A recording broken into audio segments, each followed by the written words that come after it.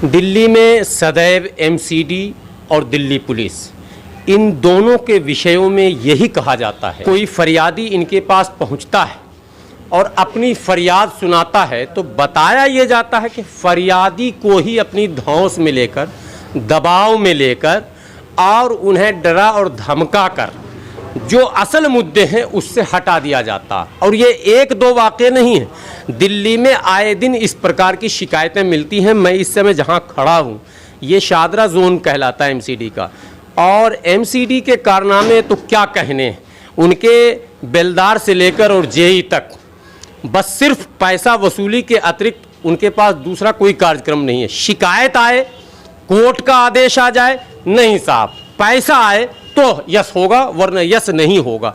और यही कारण है कि आए दिन घटनाएं भी होती रहती हैं। इस समय मैं खड़ा हूं, यहाँ भी एक घटना घटी है। ये खुरेजी का इलाका है और यहाँ घटना ये घटी कि एक मकान की छत सीधे बैठ गई ज़मीन पर।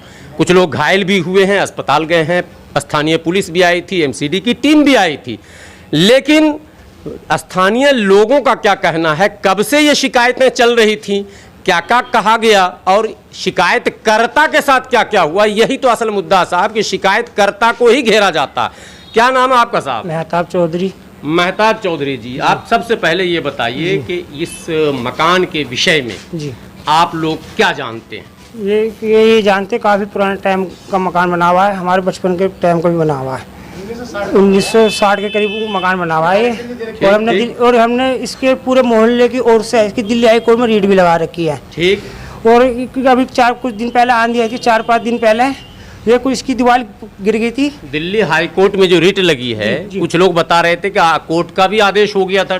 जी, कोर्ट का आदेश आए थे एमसीडी वाले, उन्होंने देखकर ये लिख कर दे दिया जी मजबूत, मकान मजबूत है, अभी मजबूत है, चलेगा चलेगा, इसकी इसमें कोई दिक्कत नहीं है, रिपेयरिंग होकर सही हो जाएगी। अच्छा, ये एमसीडी ने लिख के दिया? ठीक।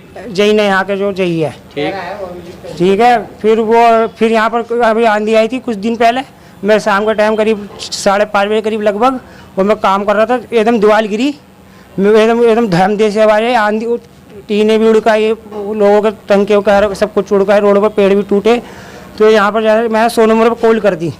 आपने 100 नंबर पर कॉल किया? ठीक। मैं जब 100 नंबर पर कॉल कर दी, पुलिस वाले आए, उसे है ना, पुलिस वालों ने मेरे को धमकाने लगे, कह रहे 4 ईंटें गिरी नहीं है, 25-30 ईंटें गिरी है, और तुमने 100 नंबर पर कॉल कर दी, हमारी वर्दी गीली करवा दी, हम चाय पी रहे थे और तुम्हें ऐसा सता दो, चलो थाने चल। थाने ले गए मुझे। यानी आप लोगों ने 100 नंबर कॉल किया था, आप लोगों को ही थाने ले गए? अरे कोई मर गया क्या, जब मर जाए जब बुलाते।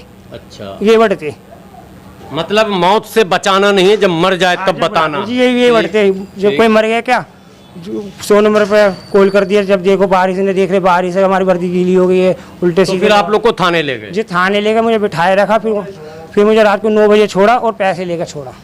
9 बजे रात को छोड़ा, पैसे लेकर छोड़ा। कहकर क्या छोड़ा? क्या कर छोड़ा, फिर कह रहे चलो कोई बात नहीं, ये आंधी आई थी, लिखवा के एक हादसे हो गया, चलो चले जाओ आप। लेकिन ऐसे ये कहा कि आइंदा कॉल मत कर देना जब तक कोई मर न जाए। ऐसी कोई छोटी मोटी दुर्घटना पर हम पे फोन ना करा करो। यानी कि दिल्ली पुलिस छोटी दुर्घटनाओं पर काम करने को तैयार नहीं है, जब यानी इंतजार किया जा रहा है कि कोई बड़ी दुर्घटना घटे और तब जाकर हम जो है सक्रियता दिखाएं, ये कहने का मतलब है कुल। तो ये कह दिया कि छोटी दुर्घटना पर नहीं बुलाना, छोटी मोटी दुर्घटना। ठीक है, आइए ना, छोटी मोटी दुर्घटना पे फोन ना करा करो।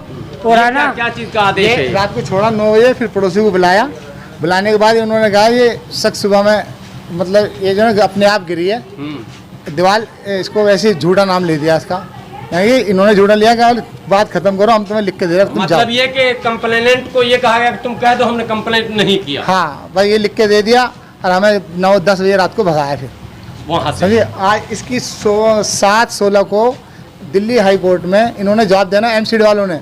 ठीक। और वो अभी तक इन्होंने जवाब नहीं दिया, 1-1.5 साल हो गया, कोरोना की वजह से ये कोर्ट लग नहीं रहा, ऑनलाइन काम हो रहा है।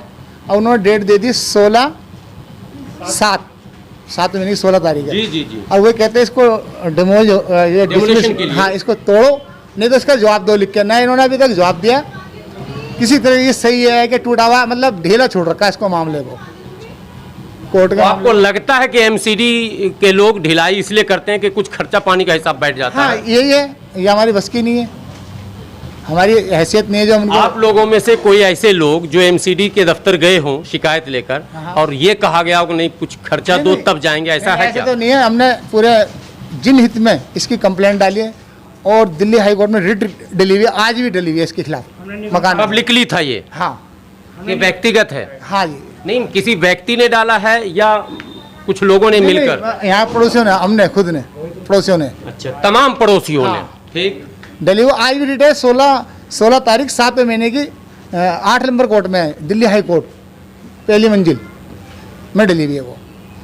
इस छोटे से मामले को जो कि एमसीडी की जिम्मेदारी है, एमसीडी का कर्तव्य ही यही है कि वो देख रेख ये करे कि मेंटेनेंस, आपको पता है हाउस टैक्स लगते हैं, वाटर टैक्स लगते हैं, बिजली टैक्स लगते हैं, सारे बिल, जितना भी बिल है वो जो लोग रहिवासी हैं, जो लोग निवासी हैं उनको भरना पड़ता है। तो भारत का ये नियम बना हुआ, लेकिन ये बिल हम देते हैं इस काम के लिए कि वो संबंधित विभाग, जैसे बिजली बिल है तो बिजली के कंप्लेंट को बीएसईएस फॉलो करेगी, इसी तरह से हाउस टैक्स हम देते हैं, वाटर टैक्स देते हैं, तो जो प्रॉब्लम्स होंगे क्रिएट उसको सॉल्व वही विभाग करेगा। एमसीडी का काम है इस तरह के मेंटेनेंस को देखना। बिजली के खंभे अगर टूट रहे हैं और अगर बिजली विभाग कह दे कि मैं अभी दुरुस्त नहीं करूंगा, जब गिर जाएगा, हादसा हो जाएगा तब करूंगा, तो वो मुजरिम हो जाएगा। इसी तरह से एमसीडी अगर यह कहे कि जब मकान गिर जाए तो खबर करना, या पुलिस ये कहे कि कोई मर जाए तो खबर करना, साहब ये बहुत ही आश्चर्यजनक है और असंवैधानिक शब्द है और दर्शाता है कि कितने संवेदनहीन हैं ये विभाग के लोग, जो जनता के टैक्स के पैसे से सैलरी तो उठाते हैं, साथ में उसी जनता से फिर असंवैधानिक वसूली भी करते हैं, लेकिन काम नहीं करते हैं, घटनाओं की प्रतीक्षा करते हैं कि कोई घटना घटे तब मैं जाऊं। ये हाई कोर्ट तक, एक तो कोर्ट पर ऐसे ही लोड है बहुत ज्यादा, तो छोटे छोटे मामले हाई कोर्ट में जा रहे हैं और एमसीडी का निडरपन देखिए, कितना निडर है एमसीडी का अमला कि हाई कोर्ट के आदेश हो रहे हैं, हाई कोर्ट में हेयरिंग हो रही है, लेकिन साहब काम नहीं करेंगे। ये स्थिति है। देखिए स्थानीय लोग क्या कह रहे हैं। अब तो जब पुलिस में आप लोग कंप्लेंट किए 100 नंबर, तो आपकी तरफ से पुलिस को समझाने वाले लोग कोई नहीं थे कि साहब ये हादसा हो सकता है? नहीं, उन्होंने, हमने आज फोन करा ना 16 नंबर पे कि क्या। अच्छा, आज फिर किया? आज फिर दो बार करा आज हमने। ठीक। तो इन्होंने कहा भी क्या बात है, मैंने कहा जी ऐसे बात होगी। अरे तुम ही करते हो फोन, मैंने कहा सब इससे डरते हमने फोन कर दिया तो क्या हो गया, कोई तो फोन करेगा ही। तो आज पुलिस आई थी कि नहीं? हाँ आई थी, चली गई देख के। कोई घायल भी हुआ है? घायल भी हुआ है, अस्पताल भी ले गई उसको। तो पुलिस लेके नहीं गई? एम्बुलेंस ले गई है, साथ में पुलिस थी? ले गई है। केस इसका मतलब बनेगा जब पुलिस गई है साथ में। एम्बुलेंस ले गई है। कितने लोग घायल हुए? एक आदमी घायल हुआ, वो ऊपर कुछ काम कर रहा था छत पे, वो नीचे एकदम छत बैठ गई इसकी। अच्छा, हल्की फुल्की चोटें आई हैं, मतलब कुल मिला के काफी दब गया था, पानी उसमें निकाला है। अच्छा, निकाला गया है? निकाला गया, पड़ोसियों ने निकाला है। इसका मतलब चोटें काफी आई होंगी। ये तो अब जब अस्पताल जाएंगे तो पता चलेगा कि वो पूरा विजुअल आपको दिखा रहा हूं, मकान की क्या स्थिति है वो भी तस्वीर में आप देखेंगे कि लोग क्यों शिकायत कर रहे हैं। साहब, किसी के मकान से किसी को परेशानी तब तक नहीं है जब तक कि वो मकान किसी की जान को लेने की स्थिति में ना जाए। किसी के लिए खतरा होगा तभी आशंकाएं व्यक्त की जाएंगी कि साहब खतरा है, आप इसको देखिए, संभालिए। खामखा तो कोई कंप्लेंट नहीं करता है। अगर कोई खामखा कंप्लेन करेगा तो आज के दौर में उसके लिए आगरा में जगह है, बिल्कुल नहीं। इसका मतलब है कि एमसीडी और संबंधित तमाम विभागों की शिथिलता घटनाओं को निमंत्रण देने में लगी हुई है। मैं पल पल का अपडेट देता रहूंगा। आपसे विनती है कि आप इस वीडियो को ज़्यादा से ज़्यादा शेयर करें और अगर हो सके तो इसको सब्सक्राइब करके कमेंट बॉक्स में अपनी राय ज़रूर दें।